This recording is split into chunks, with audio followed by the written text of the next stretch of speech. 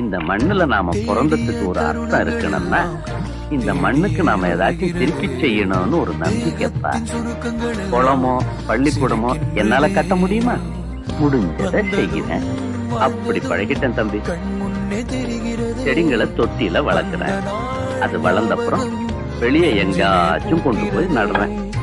தினத்துக்கு 2ன்னு ஒரு கணக்கு. இல்லைன்னா தூக்கமே வராது எனக்கு. தம்பி, இந்த உலகத்துக்கு நாம புள்ள குட்டிங்களை தான் விட்டுட்டு போகணும்னு இல்ல. சொல்ல போனா நான் வளர்த்த மரங்க தான் எனக்கு புள்ள குட்டிங்க.